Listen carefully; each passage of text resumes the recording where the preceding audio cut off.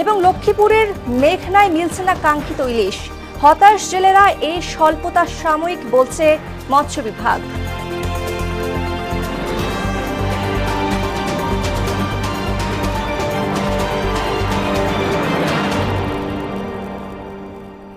আসসালামু আলাইকুম, সবাইকে মোহনা সংবাদে স্বাগত। শুনছিলেন শিরোনাম, পুরো সংবাদের সঙ্গে আছে আমি আনিকা সুলতানা। লক্ষ্মীপুরের মেঘনায় দেখা দিয়েছে ইলিশের আকাল। জেলেদের জালে মিলছে না কাঙ্ক্ষিত ইলিশ। ধরা পড়ছে পাঙ্গাস, কোরাল, চিংড়ি, আইড়, বোয়াল, পোয়া সহ অন্যান্য মাছ। এদিকে মৎস্য বিভাগ বলছে ইলিশের এই স্বল্পতা সাময়িক। নাজিম উদ্দিন রিয়াদের প্রতিবেদন, জানাচ্ছেন আফরিন পপি। লক্ষ্মীপুরের মেঘনা নদীতে চলছে ইলিশের আকাল। ছোট সাইজের কিছু ইলিশ ধরা পড়লেও বড় ইলিশের দেখা মিলছে না। তবে জেলেদের জালে উঠে আসছে পাঙাশ, কোরাল, চিংড়ি, আইড়, বোয়াল, পোয়া সহ অন্যান্য মাছ।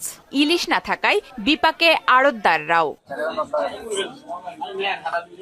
লক্ষ্মীপুর সদরের মেঘনা নদী তীরবর্তী কাচিয়া কাঠিরমাথা মাছঘাট, ধনিয়া তুলাতুলি মাছঘাট ও শিবপুরের ভোলারখাল মাছঘাট সংলগ্ন এলাকায় জেলেরা জাল, ট্রলার সহ মাঝি মাল্লা নিয়ে নদীতে ইলিশ শিকারে যাচ্ছেন।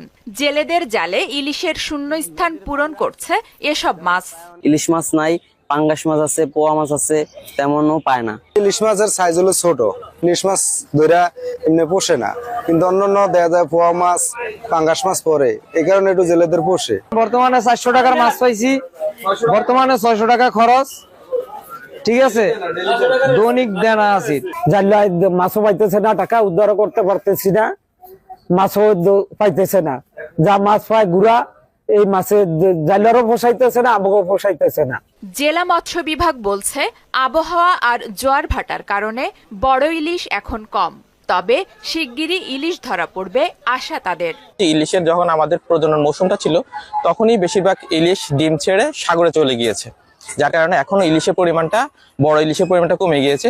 কিছুদিন পর থেকে জাটকার পরিমাণ বাড়বে, হয়তো যারা জাটকাগুলো বড় হয় তখন আবার বড় ইলিশ হবে, আবার নদীতে ফিরে আসবে, তখন দেখা যায় ইলিশের প্রাচুর্যতা বাড়বে। এসব মাছ জেলেরা আড়তে নিলামে বিক্রি করার পর খরচের হিসাব মিলিয়ে কেউ হতাশ, আবার কারো মুখে হাসি ফুটছে। আফরিন পপি, মোহনা সংবাদ।